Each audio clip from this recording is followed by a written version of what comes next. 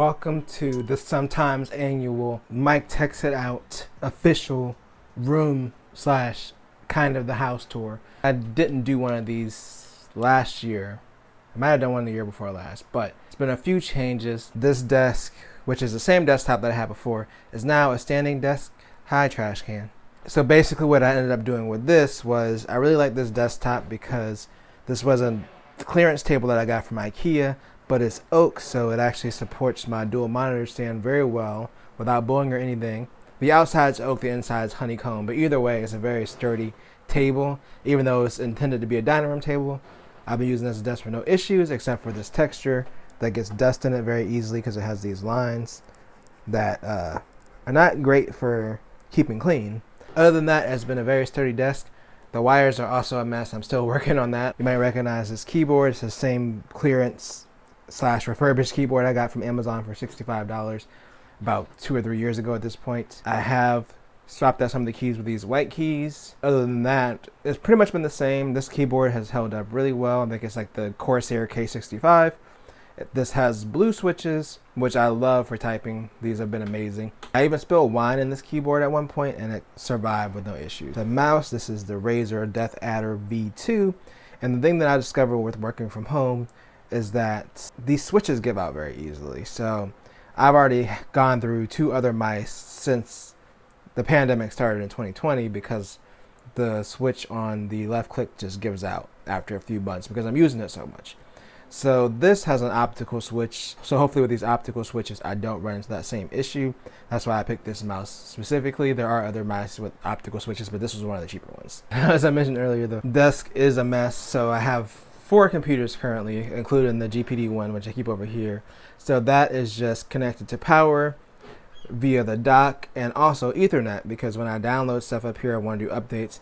I like hooking it up here so that way it's way faster than doing it over Wi-Fi, and then of course also it's charging. So I keep that set up that way in my room. The eGPU is in another room, which we're going to touch on later. And then this is my work computer, which I'm not really going to go into. Behind that is the Mac Mini, and I keep this keyboard connected to it because I pretty much only use the Mac Mini for music. It's connected to this monitor. This is like the BenQ entertainment monitor. If you saw the video where I got this, I actually got this monitor by accident, but it's been awesome because this remote actually makes it super easy to switch inputs. I really like it. I didn't think I really use it that much, but let's say if I am, doing something else like working and I have some downtime, I want to switch to another computer, it's just super easy to hit this and switch. This also has USB-C and power delivery, so this keeps my work laptop powered, and of course it also works as the display adapter, so I don't have to use my work's included charger. That does save some wires on my desk. Of course, this is a 165 Hertz Dell gaming monitor. I haven't really done a video about this. I got it a few years ago during Black Friday for around $330. 165 Hertz. It has HDR 400. It's an okay monitor. It's not certified for G-Sync, so it isn't perfect when it comes to variable refresh rate, at least related to G-Sync, but it works well enough and it wasn't that expensive. These are both 32-inch monitors. This one is pretty color accurate, so I use this for video editing. This one I just mainly use for gaming. This one's 4K, and then this one is 1440p. Behind them are just my bookshelf speakers. These are just some cheap Best Buy brand Insignia speakers that I got for a few years ago for like $70. The other one's completely behind my work laptops. And then of course down here is where I keep my computer. This desk is the IKEA Rodulf, at least the bottom of it is. The tabletop is actually an IKEA Rodulf. So I had to drill some holes in here to make everything fit for this frame. The wires under here are a mess, so it's a work in progress. I actually have a power strip double-sided tape under here. It's hard to see with the way this camera is, but that's where that nest of wires is right now. It's just my power strip back there. Double-sided tape. I also have a network switch inside of the netting over there. That's going over to my Google router. So this is not the main base unit. The main base unit is in another room, but I find it a lot faster to hardwire to this, connect the switch to it, and hardwire everything up. It's still faster than Wi-Fi and a lot more reliable. So I definitely recommend if you have like a mesh router and you want to get some additional speed, you can still hardwire into these bases, at least, depending on your router. This is a Google one, so I know that this does it, but you can always hardwire into the base. My server is also connected directly to this base as well. So that leads over here, and that's under my desk, and I have this desktop, my work computer, and the GPD when connected. The Mac Mini I don't have connected because I don't use it that often and I don't really need the extra speed. I mean, I could easily do it because it's right here and I gotta just run another Ethernet cable, but I don't know if I get another Ethernet cable out, and I'm lazy. And look at this mess already. Look at this mess. You want me to deal with this and try to hook something else up? I don't like having my computer on the floor, obviously, but I did get this cheap stand off of Amazon. It was like 20 bucks, and it technically has wheels on it, so it's supposed to roll, but this case is so heavy that it rolls technically, but you know, I wouldn't be rolling it too much because this is an extremely heavy case, especially with all the stuff that's in it. My computer had some recent upgrades as well. I'm still rocking the Ryzen 7 3700X. Recently upgraded to a 3080 12 gig model, and then I got a new motherboard as well because my old motherboard was PCIe Gen 3. I really wanted Gen 4. I also caught these fans on clearance. These are the Corsair RGB fans. There's two more up here on the radiator, and then these front ones are the Antec fans, which I did do a video about. I didn't do a video about the Corsair fans because they're pretty old. I got it for 30 bucks on Best Buy's deal of the day, and then there's like 3 RGB fans. You can control the lighting and do all kinds of cool stuff with them, so I really like them so far. That was an upgrade I did a few weeks ago. This is my racing wheel. It's a pretty old one, but it's still good. It has force feedback. I also have the shifter for it and the pedals, and I got it for around 200 bucks, I think like 4 or 5 years ago, from a local used shop called Cool Stuff. But it's awesome when I want to play racing games, so I like keeping it around, but I hate storing it. But with this new desk, I have a lot more room under here, so I'm actually able to store it and it's out of the way because I'm not one of those people that put my feet under my desk anyway. But yeah, it'll be a lot more accessible now, so I can just pull this out and connect it up to the computer. The other thing that's essential to work from home is a KVM switch. If you don't have a KVM switch and you work from home, especially having multiple computers, definitely get one. This one's a cheaper one. It's not exceptional. It's actually USB 2.0, but it was 30 bucks and you can connect 4 devices to it. Right now I just have 3 devices connected because I don't have my GPD one connected to it. I don't really need a mouse and keyboard for that, but basically you can plug in like your whatever in the front that you need to switch, like your mouse and keyboard, and then this one you just hit one button and it switches between the 4 inputs in order. So this just allows me to hit one button and then I can just keep tapping it to switch like from my desktop to my work computer to the Mac or whatever I needed at the time. So this thing has been awesome. I've got this towards the beginning of the pandemic, so I've had it for about 2 years now. And yes, it is held up by double-sided tape as well. The other thing that I probably changed, I know I talked about it during my live streams, is I have this. This is just an arm mount and it has a screw here, so you can just screw on whatever you want to, aka like a camera. So I just taken one of my old tripod heads and I put it up here. So I just put my Panasonic S5 up here whenever I do a live stream now. I also have this up here. This is just a clamp that's clamped on it, and then I can just screw my light up here, and so that way I have my cam and my light just ready to go. And then I have this USB-C cable. So this is actually the fiber optic cable that I bought for the Oculus Quest to do Oculus Link. Since they have Oculus Air Link now, I don't really need it as much for Oculus Link, but I've been using it to connect my webcam up. And since it's fiber optic, it's really flexible, so that's just been awesome to hook up my webcam with it. I also have my PreSonus audio interface. It's alright. I need a better one. The volume is not as granular as I'd like it to be. There's like a point right before max volume where it's still not high enough for me because I have a pretty low voice, and then when I turn it to max, everything just peaks. So it's like it's missing like 200 steps in between. That's the way I feel about it. But I generally keep it connected to my desktop because I've been using it more there for live streaming. Of course, sometimes I connect to my Mac when I'm doing music stuff or I'm recording vocals. And yeah, it works for what I need it for. And also with my computer being on the ground now, then it also gives me a headphone jack on top of the desk. So I can just pop my headphones into the back of this and then have a little adapter to take it to a standard 3.5 millimeter headphone jack. So I can just pop my headphones in here and switch my computer's audio output to that. These wireless headphones, these are the Sony WF-1000XM3s. I did a video about these a few years ago. I ended up going with the AirPods Pro instead for my daily drivers, but I actually used this for my PC. They're really hot. This brick must get hot. This brick does get hot. I should probably not set this up here. But I actually use this now for my PC. I have a Bluetooth adapter, so I just pop these out whenever I just need to listen to something quick, or I'm watching a video or something like that and I want some headphones. This is a 10 terabyte external drive that I use for my YouTube videos, basically my video archive. It's not enough space. It's full. I'm having to delete stuff all the time. I really need to upgrade my server to have enough space to keep my video archive, but it's going to be super expensive. I'm not looking forward to it. This is a cheap USB 3 dock that I got from Amazon since my computer is on the floor now. just to easily have some accessible USB ports. I'm also using the USB hub that's built into this monitor with the desktop that's under the desk just to connect my external drive. And then I have another external drive behind here. This one's just a 4 terabyte one that I use for my music stuff on the Mac. I actually forgot to mention this when I burned my hand on it earlier. So this is an Anker charging station. So I have my MagSafe charger hooked up to here. I also have the power for the GPD-Win hooked up to here as well. And then these 2 USB-A ports, I just have this hooked into it just to keep it charged. And then the power for my cheap desk mat. That's this bootleg Rick and Morty desk mat that we got on Amazon for like $16. So that's pretty much that. That is the over complexity of all the stuff that's on my desk. So the original desktop that came with this was actually a little bit smaller, and of course it's not real wood. This has a max capacity of 176 pounds, which is why I opted to put my desktop on the floor, because I didn't want to risk keeping it on the desk with this already having a bigger desktop and a heavier desktop than it was intended. Plus I got these 2 huge 32-inch monitors, my work computer, the Mac Mini, all this other little stuff up here. So this is pretty basic. With some of the more expensive desks, you get your pre-programmed options where you can hit a button and it'll take it to the specified height that you set up before. But this frame was only $300 and it actually works pretty well. Now, it's not the most sturdy thing. With this mount, at least I do get some monitor shake if I'm typing. It doesn't bother me. I know it bothers some people. I saw in the reviews were like, oh, it's not sturdy. So it doesn't bother me to have a little bit of shake. It's not going to ruin my experience personally. But yeah, you can see here is a little bit of monitor shake just from me like kind of tapping around on the desk. It does shake a little bit. The frame itself, the bottom part of it is pretty sturdy, so it's not like it's wobbling around on the floor. It's just this top part. Other than that though, this thing has been awesome and it was a good, more affordable alternative. The original desk I wanted was this very one, but for this size and with the real wood, it was gonna be around $800. So this setup actually just saved me a ton of money.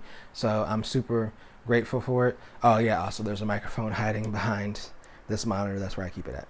Say hi. Over here, I used to use this as one of the legs for my desk. So I've just basically made it a little officey type area. Look, I got a birthday card from my dad over here. This headset is another essential for me. So if you work a call center type job and they let you use a USB headset, highly recommend this one because it's cheap. It's reliable except for the USB cable because it uses micro USB. I've gone through like 3 of these cables already since I got this after work from home started during the pandemic. It's the Corsair Void wireless. I think there's like a newer version of it, but the reason I like this is because it has 16 hours of battery life. So I mean, I work 8-hour shifts, so that's pretty much enough to get me through 2 days. And there have been times where I've forgotten to charge it, and I've gotten through that second day just fine. Like I would charge it just for like an hour over my lunch just to make sure. But I've definitely woke up and like, oh, I forgot to charge my headset, and then we're completely fine.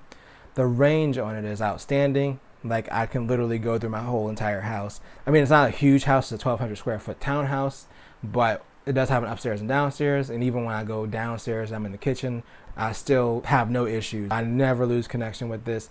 And since it just has a USB adapter, it pretty much works like any other USB headset, so it's less of a compatibility issue versus if it's Bluetooth.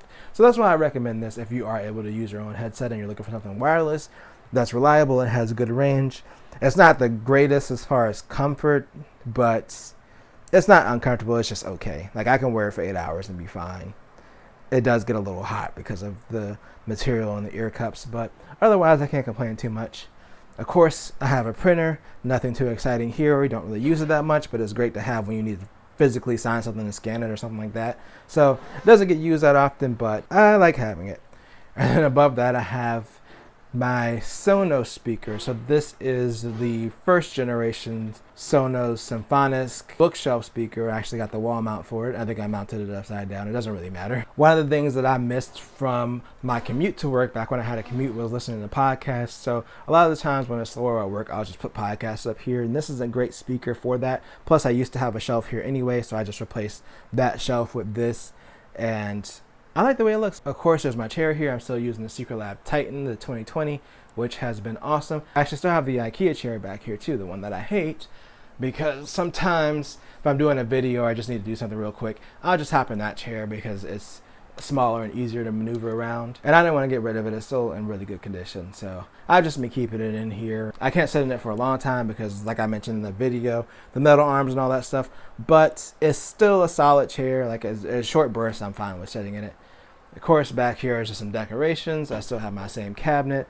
I got the lights that I only put on for videos, and I got my fan, which is actually on today. So if the audio is all fanny, my bad. I forgot to turn it off, but it feels nice, so I'm not turning it off. And then over on this side, we actually have my little mini camera areas. These are just the chargers for my most used items, which this is the charger for my Panasonic S5. I'm not using it right now. The battery for my Atmos Ninja, which I used to use with my GH4, which this is the charger for that. So I've just been using that battery for a portable light. I also have my switch over here along with the little Genesis Mini as a decoration. This is dusty. I just keep my switch on top of the server when I charge it. There's no fans or anything on this part of it. There's a big intake fan in the front, which is very dusty, so I don't want to show too much of it. Down here, I keep my Oculus Quest charged, as well as some additional batteries for my camera stuff that I don't use as often. This shelf is mainly just boxes and then a UPS for my server. So in here in the bottom, I keep my Panasonic S5 and the GH4, as well as GH2 and a GH3 behind them. I don't feel like pulling them all out, so there you go. And then at the top, I have some additional Micro Four Thirds lenses, as well as my 3D printer filament to keep the moisture out of it and make it last a lot longer. This thing I got also towards the beginning of the pandemic. I never did a video about it. It's a dry cabinet, but I got it on sale for like 80 bucks, and this thing has been awesome, especially if you have cameras and you live in a humid area, or if you 3D print and you're looking for something to store your filament in, you can get one of these cheap or on clearance or something like that for around 80 bucks. I think it's worth it. Like if I was just storing filament in there, I could probably fit maybe like 6 rolls in there if I was creative. But yeah, I think it's awesome. And then this is just a pegboard. So I keep my Sony WH-1000 XM3s over here, as well as just some random pops and a random Apple bag. I don't know why that's up there. This is a wired headset that I have that I never use. And then I have some hats and some glasses, stuff that nobody cares about. Over here is actually my video table. So since this is already a smaller space, obviously I don't have an extra table set up all the time. So I found these saw legs, these plastic saw legs at Aldi for like 15 bucks for both of them. And so yeah, technically I think they're for putting like materials over so you can saw or whatever. I don't know what they're for. I don't saw stuff. But I was like, you know what? These would be some perfect cheap table legs. And they fold, so I got these. So I just popped these out and set the table on top of it. This is my first iteration of my IKEA desk before I settled on this desktop. And the reason that I said it was important to get real wood is because it actually dented right here from having the dual monitors mounted up here for a few months. That's why it's important if you want to do a monitor mount to get something that's wood, or at least semi-wood, kind of like mine, where it's like wood on the outside and whatever on the inside, but still strong enough to support that. But yeah, this is a desk that I pretty much always use for my videos, for unboxings and whatnot, or just videos where I'm talking behind the desk. So I just popped that out and set that up over here. But yeah, that's essentially the behind the scenes magic of how the magical table comes into the scene. I also had a white tabletop that I was using for a little bit. I have to replace because we decided to use it for a kitchen table. I took my old IKEA legs that I was using for this desk and we set it up downstairs as a dining room table, just as kind of like a decoration because we never eat at the dining room table anyway. All right, it's time to leave this room and go into Jeff's office, which is kind of like our secondary upstairs living room. So we got to sneak because it's late. So let's creep out of here.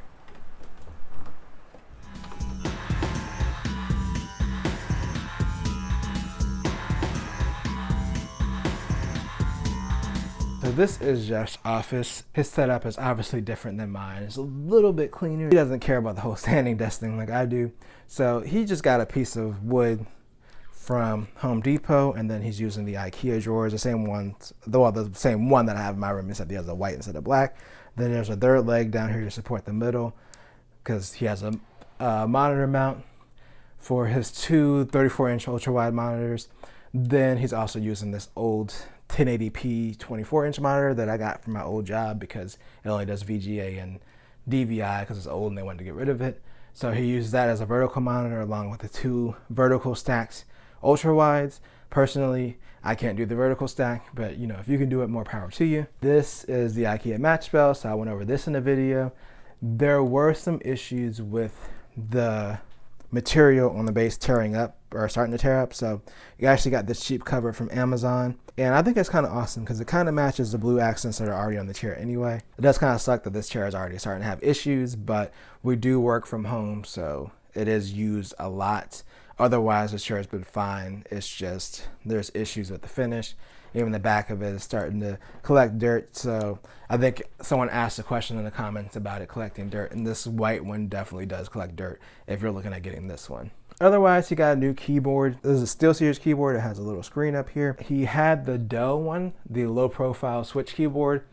The keycaps kept breaking. So I did a video about that one as well. If anyone's wondering what happened to that, yeah, the keycaps kept breaking, and because there are these low profile keycaps, it was almost impossible to find any replacement unless you probably went through Dell directly. So yep, that was the end of that. He just opted to get a new keyboard instead. But this keyboard's been awesome so far. He also has a KVM switch. His only does 2, but it's fine because he only has 2 computers. He also has a network switch down here, kind of like I do. Except he actually does have the modem in his room, so his connection's faster than mine. There's also another switch over here as well. So his switch is connected to this switch, which is connected to the router, which is connected to the modem. It's a whole thing. We got too much wire. And in case you're wondering what happened to his original desk, it was actually the desk from the IKEA Struggles video. I am going to touch on that a little bit when we go downstairs. Over here we got the Symfonisk lamp, the first generation one. So we still do use that up here. It's still a great speaker. We got our PS5 controller dock over here. And then this side is just complete decorations. This is technically the master bedroom, but we use this as Jeff's office / a second living room / I also record in here sometimes. All my green screen videos are done in here because the green screen I have is pretty big. It pretty much takes up this whole wall when I set it up, because I like to have a green screen that takes up the whole frame, and that makes it easier to edit the videos. So I actually just put it in front of here, and then I record the videos in this room. Over here, I actually swapped out the TV since I last recorded a video in here, which was like a few weeks ago. I recorded the video about the eGPU in here. This is the OLED that was originally in our living room. We had it in our bedroom for a few months, and then we were like, well, that's stupid because we never watched TV in the bedroom anyway. And it was a waste of an OLED. It's like, you have an OLED, you just don't want to waste it. It is a 2016 OLED, so it's pretty old, but the picture quality is still awesome. He also has a Sonos Beam here, and then this is the room where we keep our PS5 as well as the eGPU, because a lot of times if I want to play PC games with Jeff, then I'll come in here and hook up the GPD Win, and then we can play PC games together. So that's why the eGPU is kept in this room. We also got the NES Classic, the SNES Classic, and the PlayStation Tragic. Now it's time to head downstairs where we can check out what the fate of the legendary IKEA Struggles desk was.